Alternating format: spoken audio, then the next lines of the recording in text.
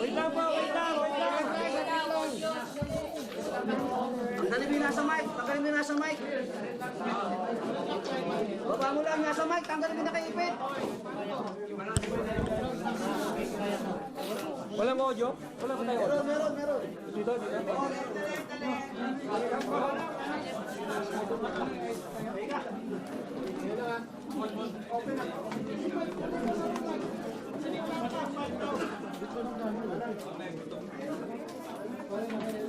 Ladies and gentlemen, good afternoon. Easy. The events that happened today, the change of leadership, was legit, was legal, because it was based on Supreme Court decision. The Avellino versus Cuenco case way back in 1949, February 18, 1949. And there was also a precedent. In 2017, when Senator Frank Drilon was the Senate President, there was a quorum, 12 of them, because out of the 24, 3 were in prison. Nasa kulungan po yung tatlong senador. 5 po ang nakabakasyon, kaya 12 po ang nagkaroon po sila ng quorum. So we have a precedent. The reason why we have to do this, there's already a violation of the Constitution. 3 straight days po. They blatantly disregard the rule of law, the Constitution. So we have to act.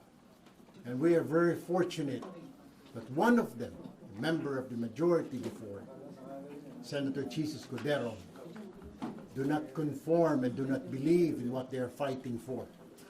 Hindi po siya naniniwala because he believes na yung kanilang pinaglalaban ay mali po.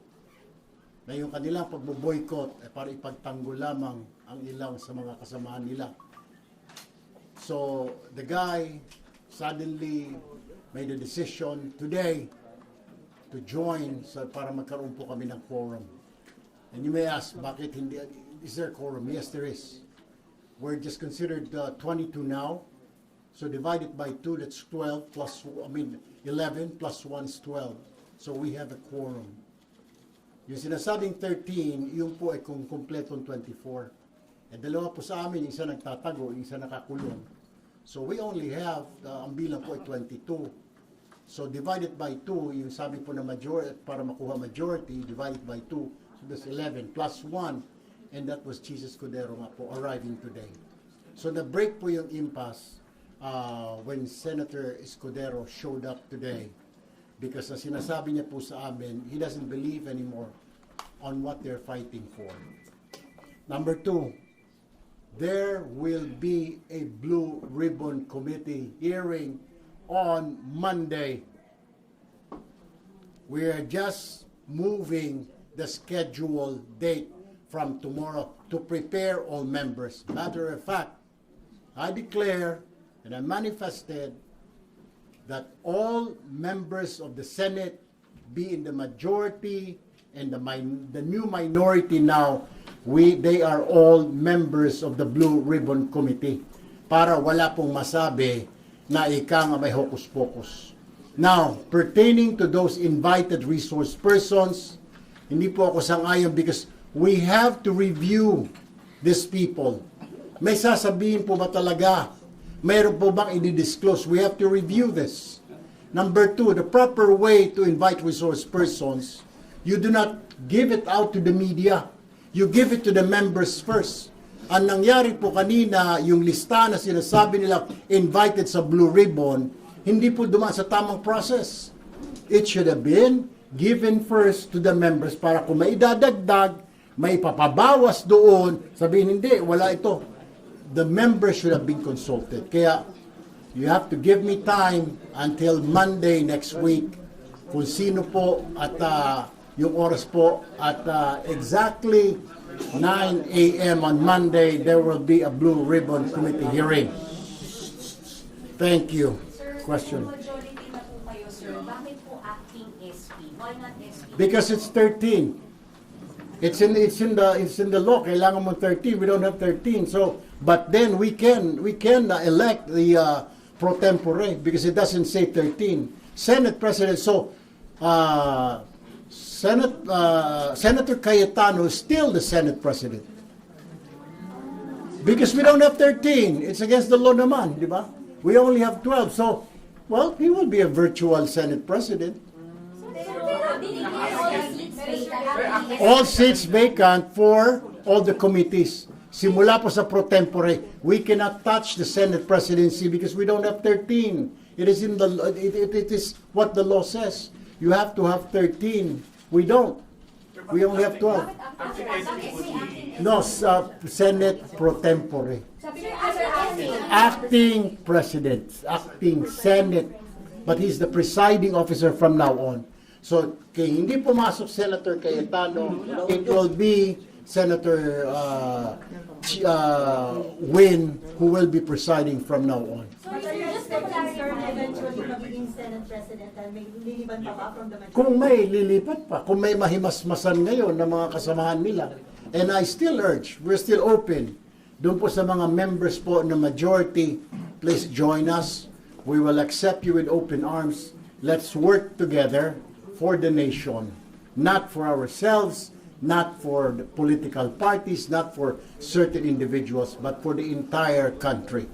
Let's work together. We will accept you. We will embrace you. Sir, hindi ko nakakatulong nananatili pa rin Senate President ngayon si Senator Alan. Say again. Well, right here in Rule 4 of the Senate, Section 5, it says, a pro tempore may act as acting president. Acting Senate President. Acting Senate President, ang pro tempore. So did you know Sir, kung ano kay Senator para sumama po sa grupo? Oh, well, Senator Mix. And then, actually, yesterday pa he's not very happy anymore. Then we really thought that yesterday he would join us, but he did not. He was thinking it over, consulting his family, his friends.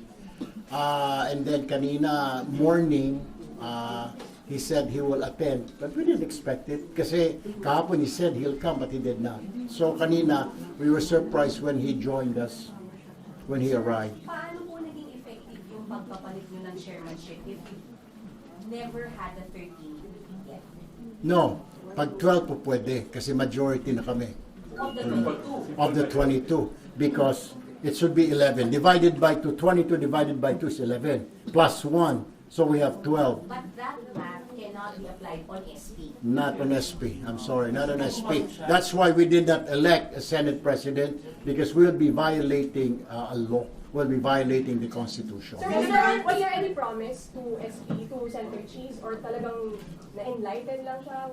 He was enlightened. I mean, kaya nga po, niyakap na kanina, we were surprised, because Sen Mix was already, we asked Sen Mix kanina, meron bang ika kapalit, may sinasabi niya, wala naman. But nothing. Sir, kailan na sigurado na dadating si Senator Cheese? There was none. Kanina, nung nag-caucus kami ng 1 o'clock, wala pa eh. Kasi yesterday said that he will join, but he did not. Well, so yung mga batang alas 3 na sa session hall kayo, were you losing hope na dadating siya? I was already preparing what to tell you guys na pag hindi na naman sila sumipot, na will say na bahala na ang taong bayan. Ang gano'n Sir, ka pero totoo, po, sir? Gano'n ka totoo na? Sir Lee, may nagsasabi, nilakad ng palato yung pagpunta rito ni Senator. Wala namang kapalit. I mean, bakit yung number 2? Bakit nakikialam ang palasyo? Bakit man nakikialam? I mean, this is a Senate. I mean, we're another branch of government, di ba? Sir, what will happen pag nag-resurface si Bato? Then, pag dumating siya, it's okay. I mean, we will welcome him. But that would make the Senator 23, not 22. Ano mo mangyayari sa Well, we already declared it. Kung susipot siya. Sir, to clarify, Kung susipot siya. Sir, to clarify, right now we have a Senate President and an acting Senate President. Ano po yung difference and limits ng mga functions and roles nila? Actually, vacant yung Senate President. I mean, because may acting na tayo, di ba? There's an acting president. si Sen Win in his capacity as pro tempore until a new Senate President is elected. And the only way that we can elect is we will have 13. Otherwise, we cannot elect a new Senate President. So we will be, the Senate pro tempore will be the acting Senate President. But if SB Alan, sir, if SB Alan arrives on Monday, he will preside. Definitely. At House and Will. He will preside. Because he remains to be the SB. Yes, he will preside. Can we say na hindi stable pa yung kasalukuyan na majority? I think it's already stable because 12 kami, 10 na sila. Pero yung president, Senate President, hindi pa rin stable. Yeah, you Senate President, yes, but what can he do? I mean, he might be a virtual president dahil majority na kami, di ba? 12 to 10. Senator Marcoleta yung kanyang blue ribbon, how will you assert your blue ribbon? That's illegal na po, yung kanyang tomorrow. We have already instructed the Senate, the USAA, the Senate Sergeant at Arms, the Senate Secretary. Sir, sabi niya, Na all seats vacant na po, di ba? We declared it. So, illegal na po yung gagawin niya because there's already a new Blue Ribbon Chairman. sir, kung matutuloy tomorrow, wag daw po corrupt dahil may mga minority na pwede daw kong madawit doon sa flood control anomalies. Ay, doon, kung sabi na, sana tinignan niya muna yung kagrupo niya. Ilan doon ang sabit. Sir, sorry, ang grupo niyo po ang tawag ay majority na. Of course. Majority block na. Yes, because of the new majority, there's 12 of us. There's 12 of us. And then, another thing, did you hear Senator Cheese abstain? Hindi naman So he did not abstain. Doon sa mga, when we said, when Senator Win said na declare all committee, seats vacant, except for the Senate presidency. Senator, paano pag magpumilit na mag-hearing bukas yung Blue Ribbon Committee under Senator Cayetano or... I don't know how they will do that because there's already instruction to the Senate Sergeant at Arms. Na, ano There's a po yung new instruction, sir? Sergeant at Arms. Ano instruction, sir? They will not be. And then there will be, we're contacting now the House of Representatives that this is the Senate new majority. And even Malacanang, there's already communication. We're just waiting for the reply. Even the guests, hindi po papapasukin tomorrow. For instance, if the 18 ex-Marines surface, Because it's invalid already. This is already a press conference, right? I'm telling you, I'm the new Blue Ribbon Committee chair because there's a new Senate majority. Yung sinasabi po nila sila Senator Marcoleta, hindi na po sila majority, nasa minority. They only have 10. Na kung gusto mo pumunta ng mga Marines, magmerienda, pamerienda yun lang dyan. Sir, Para naman, Present on Monday, sir, yung mga Marines na yun, or yung ibang guest sana bukas, invited na sila on Monday. Sino ang we invited will sa- review upon consultation with the new members. Like I said, everybody is a member of the Blue Ribbon. sorry sir, Kasama po si Senator Marcoleta, kasama po kung gusto niya pa, ang ex-officio Senate President Cayetano. Sir, They're all invited. Sir, sabi nila SP Alan, all of this is para hindi matuloy yung hearing nila on the flood control anomaly. Meron na ngayon Monday, di ba? Pero hindi, yung kanila, yung for tomorrow dapat. Are you denying that, Ali? Yeah, of course. Because, number one, okay, subcommittee, dapat i-constitute ang subcommittee upon the instruction of the chairman of the committee. Sino ba yung chairman nun? Si Senator Pia Cayetano. Number two, yung mga invitations, hindi man lang dumaan, kahit naman lang sa minority leader. Yung minority leaders, the ex-officio of the Blue Ribbon. Wala, hindi siya binigyan ng copy. Mabuti pa ang media meron. So, that's another violation of the rules of the Senate. Dapat bag yung mga resource persons, ang bigyan mo yung mga member ng committee para mapag-aralan nila, para we can formulate questions, anong itatanong ko dito. Not the media, because the media cannot ask them questions. Not the bloggers. So wala kayong hinahanap doon sa katotohanan daw? No, of course, we will look yung mga, we will still invite those people, some of those, pero we will have to review yung list nila. Hindi yung kung sino sila, wala na pakundangan. May mga pangalan ako na hindi ko na kilala, hindi naman contractor. Sino ba yung mga yun? Nakita ko may mga 18 Marines na yun. So we will have to consult, of course, the members until Friday. tingin mo magkakaroon na kayo ma-elect ng USP pag may lumipat na po sa inyo? Say again?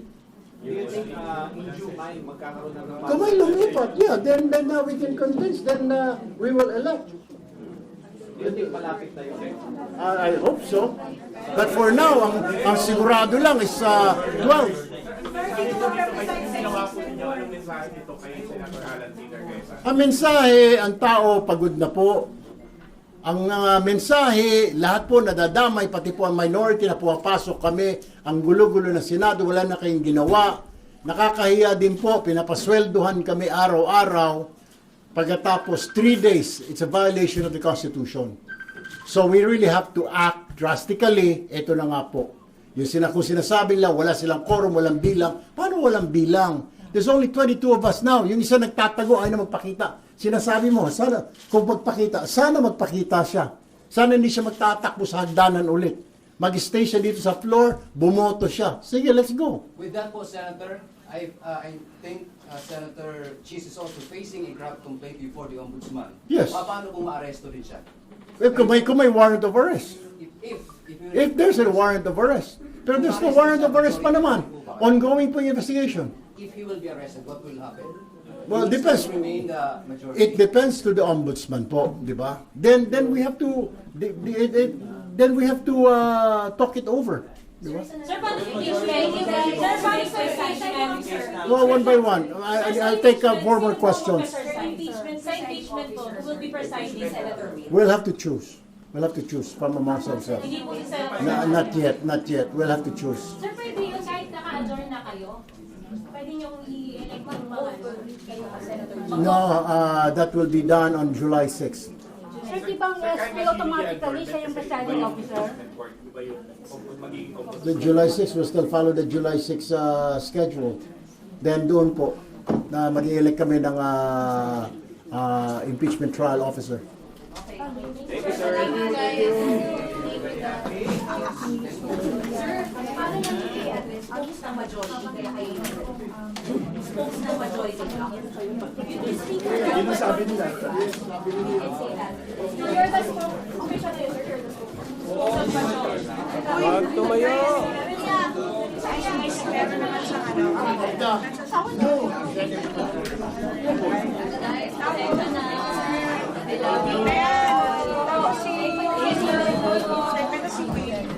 Ano nangyari sa uso mo?